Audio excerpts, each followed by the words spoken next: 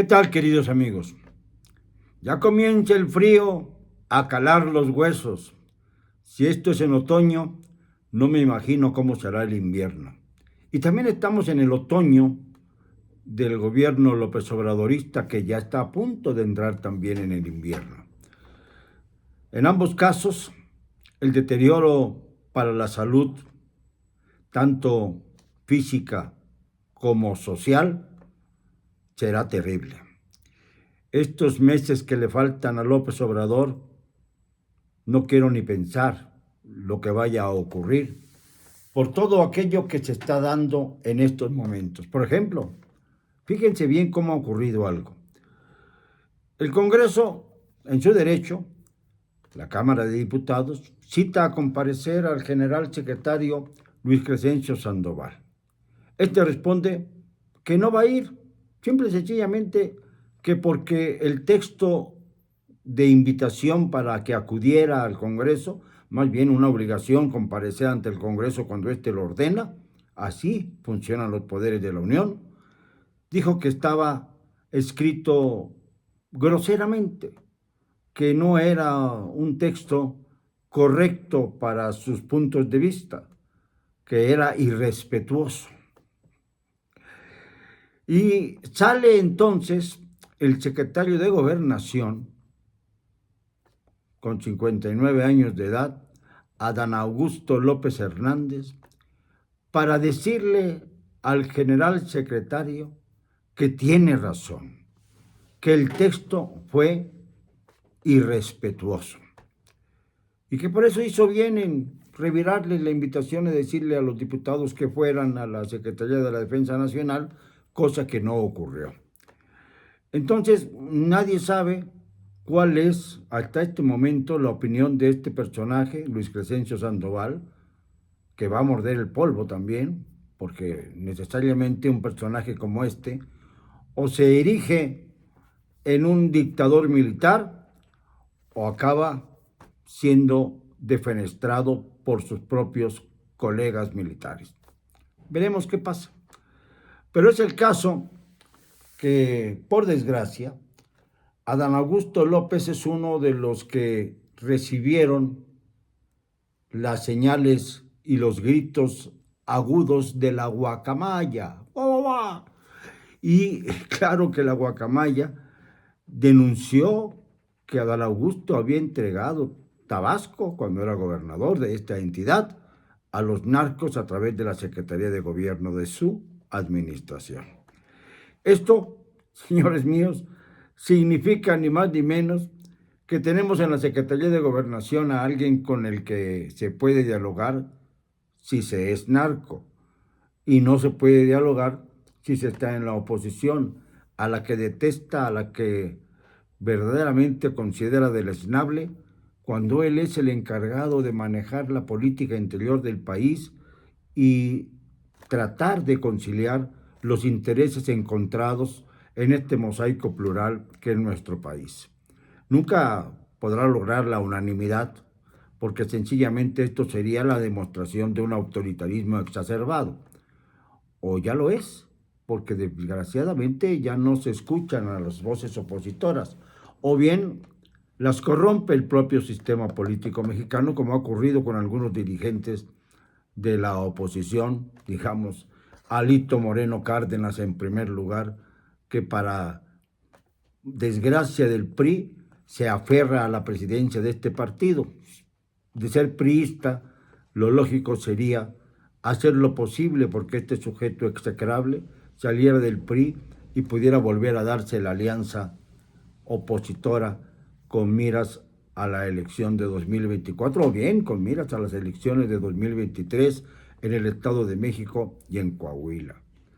En Coahuila ya hay pleito jurado entre Ricardo Mejía, que es subsecretario de Seguridad Pública Federal, y Armando Guadiana, que ya no sabemos qué piensa que la vida no le va a cobrar nunca las facturas y que ya pues casi decrépito, pero eso sí, moviéndose en el Senado, ha declarado que el presidente de la República, a través de Jesús Ramírez Cuevas, está haciendo guerra sucia contra él, con tal de que no dispute la candidatura de Morena al elegido Ricardo Mejía, que ha sido exhibido a través, bueno, pues a través de su esposa, que francamente hay videos, twitters verdaderamente penosos para ella y para él. Es decir, la guerra sucia sí se está dando en Coahuila. Y mientras tanto, pues los candidatos del PRI no definen aún a su candidato. Y están todos los precandidatos con la idea de ganar la candidatura, con el visto bueno de quién, de Alito Moreno, del actual gobernador de Coahuila, Miguel Riquelme, o de quién, de los Moreira, Robé Moreira sobre todo, que ha dado muestras clarísimas de su pobre calidad humana. Bueno, y así están algunos de los más destacados miembros del PRI en Coahuila. Hay un personaje que me gusta para gobernador y que está dentro de las filas del PRI, pero de este vamos a hablar cuando sea el momento. En estos días violentos, lo que debemos observar es la manera en cómo se mueven las cosas en el gobierno federal. Cuando se acusa a través de la información de Sedena, de la que tiene contentada la Sedena y que fue hackeada, pero el hecho de que haya sido hackeada no significa que no tenga procedencia. Y la procedencia es la Secretaría de la Defensa Nacional, quien señaló a Dan Augusto López Hernández como un elemento ligado al narcotráfico. Entonces, Adán Augusto López Hernández lo que hace es salir a dar la cara, a defender al secretario de la Defensa Nacional, Luis Crescencio Sandoval, para que pueda responder ante el Congreso sobre el irresponsable mensaje que le envió el Congreso para que compareciera. No solamente el ejército se pone de uñas contra el Congreso, sino que Adán Augusto, secretario de Gobernación, quien debe ser el más respetuoso en las relaciones con el Congreso, prefiere ponerse de rodillas ante la Defensa Nacional para que no continúen las indagatorias contra él que surgieron del propio ejército. Fíjense la cantidad de violaciones que se están dando a la ley, al Estado de Derecho, a través de la disputa entre dos secretarios de Estado y con el presidente de la República bendiciéndolos. Esto ya es algo que se sale totalmente de control, que demuestra que el presidente está a la saga, que ya no tiene capacidad para enfrentar las acusaciones que se vienen dando a través de la guacamaya y a través de otros proyectos que tratan de exhibir al presidente. Ya se acordarán ustedes lo que decía Pandora Paper, por ejemplo, que también señalaba las inmoralidades de algunos de los secretarios de Estado o de los miembros del gabinete, como por ejemplo el asesino miserable de Manuel Bartlett Díaz, cuya sola presencia cerca de López Obrador dibuja el régimen de la Cuarta Transformación. En cambio, por otro lado, otro de los veteranos políticos de nuestro país, porque pues, el señor Bartlett ya tiene un montón de años, el señor Porfirio Muñoz Ledo, ya avisó que Morena se está convirtiendo en el país más corrupto, en el partido más corrupto de Latinoamérica. Tan corrupto que es capaz a través de sus miembros de querer modificar las estadísticas de homicidios que cometen las bandas del crimen organizado, que cometen los cárteles, y decir que son más los muertos en los estados que no gobierna Morena, cuando es todo lo contrario. Los estados en donde hay más violencia, en donde hay más inseguridades, en la pequeña Colima, que gobierna Indira Vizcaíno, en Baja California, que también gobierna otra mujer, Marina del Pilar Ávila, o también en el caso de Guerrero, en donde está Evelyn Salgado. Fíjense, 3 mujeres, la hija del famoso Félix Salgado Macedonio, que está ahí como marioneta. Y pues tenemos aquí una larga lista de situaciones en las que se demuestra que en los lugares en donde se ha dado más violencia, gobierna en el estado Morena.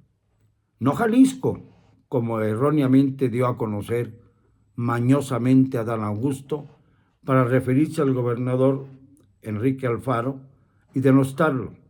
Enrique Alfaro ya le contestó, y ya le contestó con dureza al señor secretario de Gobernación, lo que demuestra que éste está también perdiendo los controles. Y si no tiene controles como secretario de Gobernación, ¿cómo pretende tenerlos como precandidato a la presidencia y en su caso como presidente de la República si el pueblo mexicano se diera un golpe, un machetazo, diría yo, de masoquismo? Si fuéramos masoquistas todos, pues volveríamos a elegir a otro morenista que hiciera las cosas todavía peores que las que se están dando ahora. No creo que el pueblo mexicano caiga en este nuevo abismo. Decía yo lo mismo cuando estaba el priismo hegemónico en su cúspide. Decía yo, bueno, ¿qué los mexicanos seremos masoquistas de verdad para seguir eligiendo a los priistas después de todo el daño que han causado? Pues lo mismo digo ahora. En 6 años de gobierno de una izquierda lacerada, escindida, dividida, en 6 años de gobierno, bueno, en 4, y van a ser 5 años, 10 meses para ser precisos, la izquierda no ha funcionado en nuestro país y le ha causado un grave daño a la nación, del que será muy difícil recuperarse en los próximos años, en los próximos lustros. Esto es algo que lastima profundamente, porque López Obrador no está en su sano juicio, está disparando golpes por doquier, contrata a mercenarios del periodismo para que vayan a elogiarlo diciendo que gracias a él un viejecito de Nuevo León logra mandarle un mensaje diciéndole que gracias por lo que recibe, porque con ello cubre sus necesidades en cuanto a medicinas, pero que ya no le alcanza para comer porque todo se lo gasta en medicinas. Fíjense el ciclo. Y entonces el presidente le contesta a la tal reportera que estará pendiente de este personaje, de este señor ya grande, que necesita del auxilio del gobierno federal. Y esto es motivo también para golpear al gobernador de Nuevo León, el niñato, como ya lo conocemos, Samuel García, quien lo único que dijo fue que Nuevo León produce pues mucho del ingreso nacional a través de la gran industria que posee y que merece tener participaciones federales más amplias. Entonces, con esto armaron el circo en la famosa mañanera, la mentirosa de la mañana, para tratar de degollar a Samuel García, de paso a Enrique Alfaro, y esto con el pronunciamiento de una reportera totalmente arrodillada ante el poder. Es decir, lo contrario de lo que se entiende debe ser el periodismo. El molde es los moléculas. Los demás somos despreciables por tratar de decir lo que verdaderamente está ocurriendo. Y esto tiene sus consecuencias, tiene sus costos. No todos están dispuestos a pagarlos. Yo sí, ya lo he dicho muchas veces. Ya viví lo suficiente y ya no me importa ni me interesa cuál sería la represalia de un presidente tan siniestro como el que estamos sufriendo ahora. Esta actitud siniestra solo hace que se engrandezca la crítica y mengue la de los pobres aduladores que simple y sencillamente hablan del chayote porque esto les revierte a ellos. Los chayoteros no somos los independientes, los que hemos criticado siempre al gobierno. A mí que me digan en qué sexenio elogié al presidente de la República en turno. No hay ningún antecedente de ello. En cambio, hay otros que tienen antecedentes de haber estado muy bien acomodados en los regímenes anteriores, cuando yo ya gritaba en contra de personajes tan siniestros como Salinas, Cedillo, Calderón, Peña Nieto, etcétera. Esto es lo que avala mi historial y no va a poder López Obrador quitármelo nunca. Y esto es lo que le enfurece, entre otras muchas cosas. Perdónenme, no me van a callar. Y lo digo con cero cobardía.